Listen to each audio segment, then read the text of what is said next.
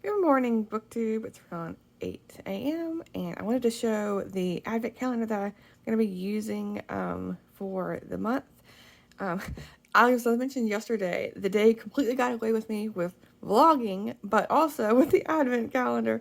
So I didn't actually pull from this yesterday, so I'm just going to, I guess, do day one on December 2nd all the way through December 25th instead of the 24th. But let's see what today's is going to be. Let me scroll out. So I can find the first. Okay, there it is. We'll give you a little picture of what it looks like. Okay. And I'm completely new to the David's Advent Calendar. It's my first year ever getting it. So the first one is Nepal White, medium caffeine, and it says, let's see here, breathe in the high altitude of the Nepalese mountains with the white tea crisp and light with floral aroma, grown in the Shangri-La Tea Estate. Okay. And these are loose leaf teas. So yesterday when I went to the grocery store, I had to get one of those tea ball infuser things because I didn't have one of those. I've never owned or bought in loose leaf tea. So this is all going to be an experience for me. It's now 9:30 and I'm out on a walk and it looks like we're gonna get a break in the rain. It's been raining for several days and I see a little bit of blue, so we'll get some sun today. I'll have to report back on that. For dessert tonight, I'm gonna be picking a chocolate from the IKEA advent calendar. It's like Swedish chocolates, and I was like, that sounds really tasty. So let's see if I can find number one on here. I like when they're all, out of order, like the David's Tea one. Let me see. Oh, there it is. Okay. See how, if it's, okay.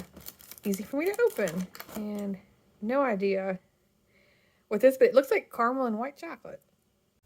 Hi, BookTube. So somehow it's again past 9 o'clock today. Yesterday I filmed at 9 o'clock and that's not my usual schedule at all. And then today it's like 9:40 right now. So yeah, another day where it just got away from me. Saturday, I feel like I just blinked and it wasn't as long as I needed it to be. It feels like it was just 6 hours between all the little things I had to do. But I have been reading. I didn't vlog as much as I wanted to, unfortunately. But tomorrow's a new day. But speaking of tomorrow, I want to give myself some grace period with the daily vlog. So like if I film today's vlog, I would like it to go up tomorrow instead of 10 o'clock at night. So tomorrow I'm just going to do like a chatty video. So then that tomorrow's vlog will be posted on the next day.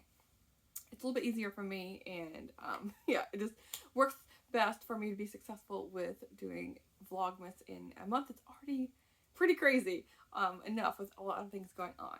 But I did manage to finish one book, and I'm in the middle of two other ones.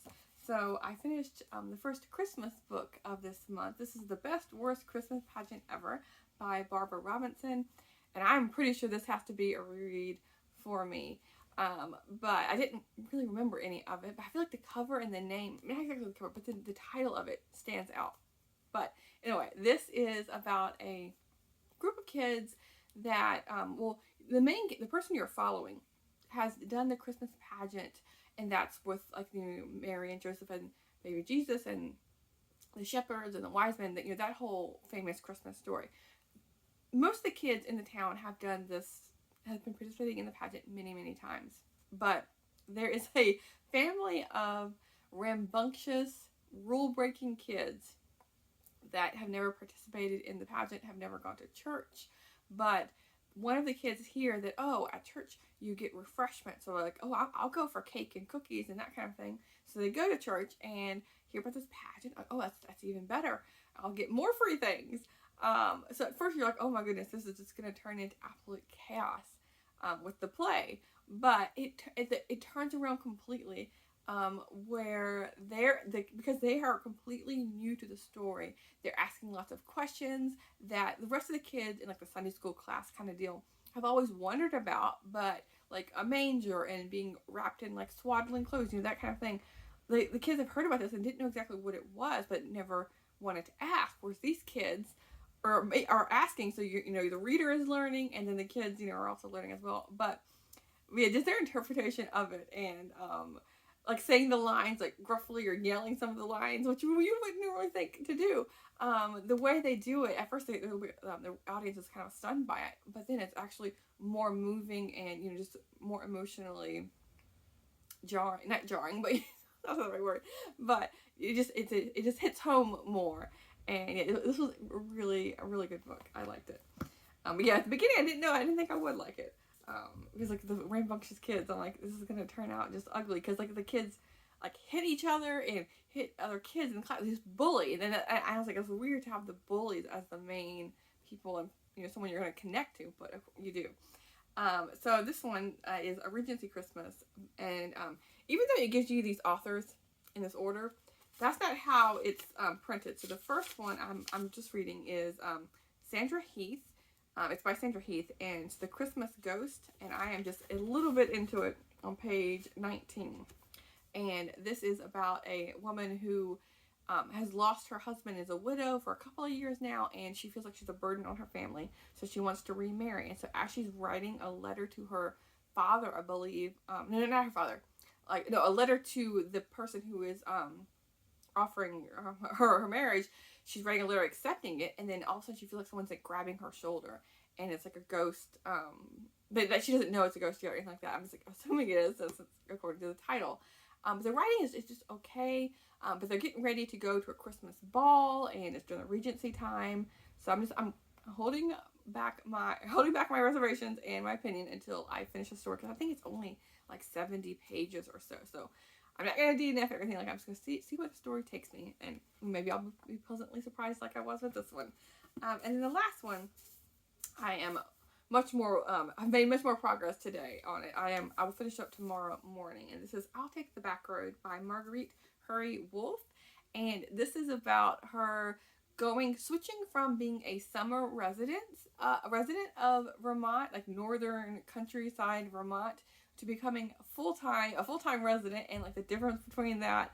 I mean, you know, going through the different seasons and like the hardships that, you know, Vermont weather can entail, and how she just, like, you know, learns to embrace it, and how she mentions, like, I just was reading a little passage about how even though it's like freezing cold outside and inside sometimes, it's like it's all the more you all the more cherish being, you know, wrapped up in blankets and down blankets and, you know, your sweaters and socks and things like that.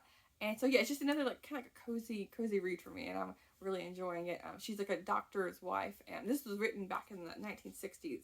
And I think it's taking place like in the 1940s or so, or 1940s, 1950s. It's flashing back and forth a little bit in time, but yeah, this is a really cool book. So yeah, I'm enjoying that. It's been rainy and dark here. Like I mentioned earlier this morning, I think. Yeah, I was pointing out it's a little bit of blue in the sky, but didn't see the sun at all. That little blue opening closed up immediately, and yeah, there was no blue skies. There was it's not partly cloud at all. It's been heavy overcast clouds and lots of rain. But yeah, it's all par for the course, and yeah, so perfect for cuddling up with these good books. So anyway, I will talk to you tomorrow. Thanks, BookTube.